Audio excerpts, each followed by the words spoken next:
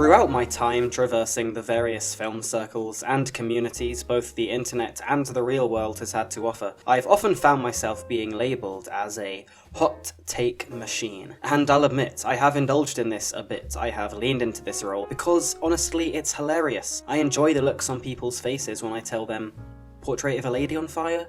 It was only pretty good. But alas, as I now find myself as host of the multiverse's favourite film show, I'm going to flip the tables and react to some hot takes I found while browsing the Criterion subreddit. This should be very fun and not at all controversial, so let us begin. And right out of the gate, Moonlight and Nomadland shouldn't have even been nominated, much less win Best Picture. I think it's pretty strange how much emphasis people put on the Academy Awards these days. Not to get all Brita from Community about it, but they really are just a popularity contest among Hollywood's elite. The amount of times I'll hear someone say, "If this movie doesn't win Best Cinematography, I'm officially done with the Oscars." I'm just like, why do you even care? How are you ever not done with them?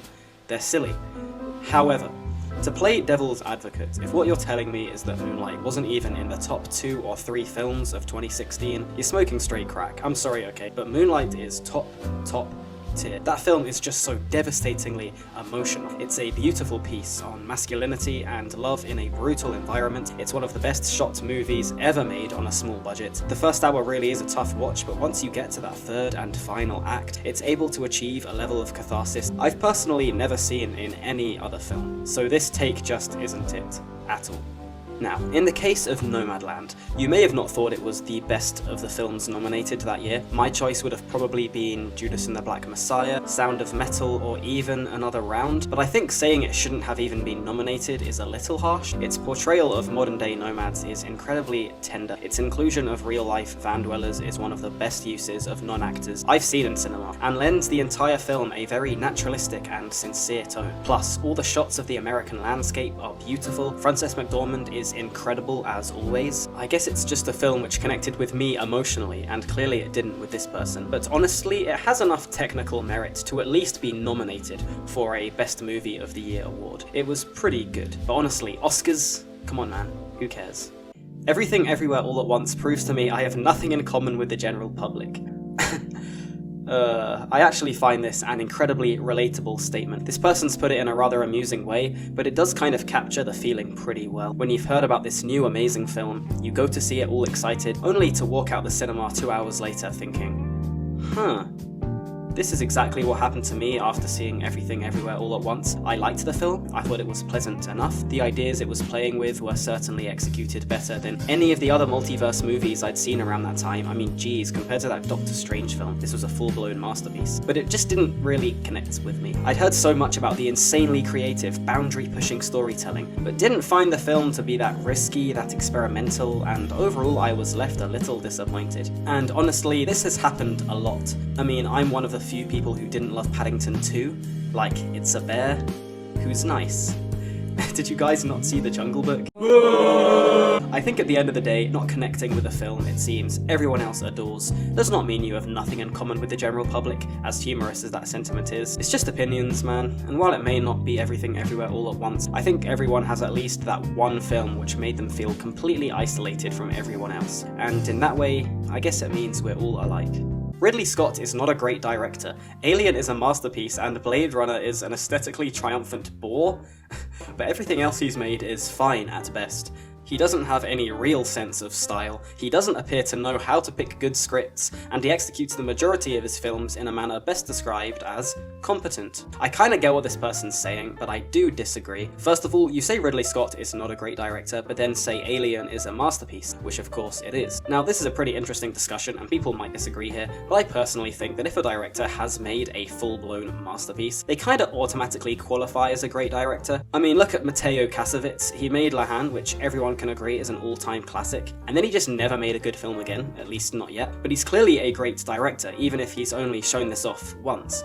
And there's so many examples of this. Now, in the case of Ridley Scott, the guy's made 2 Stone Cold classics, the other of course being Blade Runner, which this guy calls an aesthetically triumphant bore, which is admittedly as funny as it is wrong, despite the fact so many people claim Blade Runner to be style over substance, which isn't even necessarily a negative thing, by the way.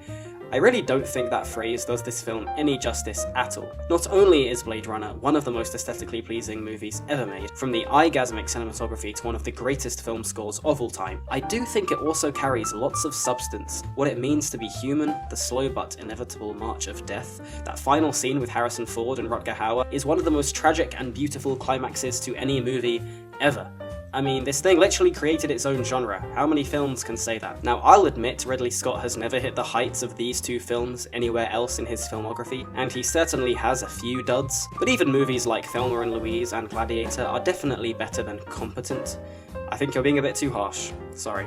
Parasite is a good movie, but I don't think it's one of the greatest foreign films, and I'd definitely say Memories of Murder is better. I do think Parasite is an incredible film, and it's most likely Bong Joon-ho's best piece of work, just ahead of Memories of Murder for me. However, much like Everything Everywhere All at Once, I did walk out of the cinema just a little befuddled. It's really difficult to set your expectations to a reasonable level after hearing the movie you're about to see is the next coming of Christ or whatever, and this was definitely my experience with both of these films. I did understand the hype more with Parasite, and on a rewatch my suspicions have been confirmed that it is a very good film, which was unfortunately just riddled with tons of recency bias when it first came out. I mean, it's still currently the second highest rated movie of all time on Letterboxd, which I do find a little insane. I don't think it's better than Seven Samurai or The Godfather, so by that logic I guess Parasite is overrated by definition, and furthermore it's not even the best South Korean movie. I mean, The Handmaiden, Spring, Summer, Fall, Winter and Spring are superior, but don't get it twisted, Parasite is definitely more than just a good movie, and was most likely the best film which came out in 2019, which is saying a lot as that was one of the best years for cinema in recent memory.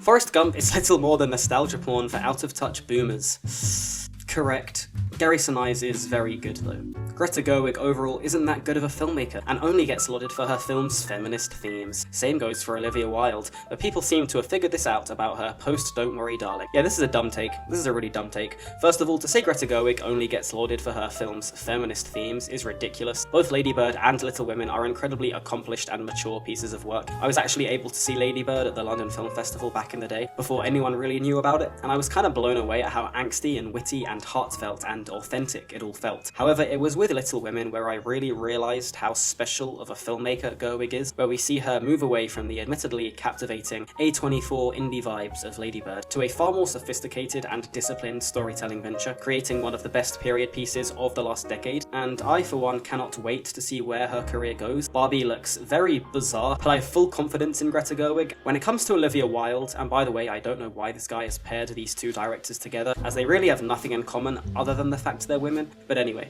Booksmart is genuinely one of the funniest films to come out in the last few years, so honestly I don't know what this guy's on, and I think I've spent enough time entertaining this moronic take.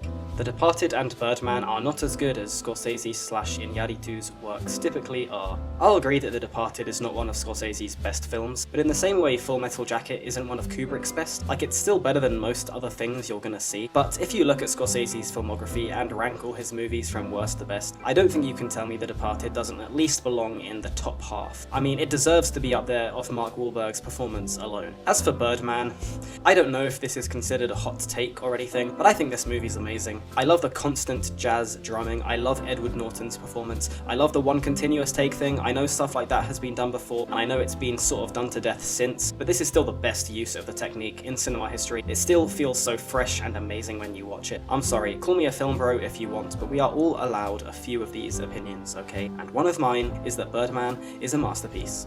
And that's where we're going to leave it. Please consider subscribing to the channel, and I'll see you on the next one.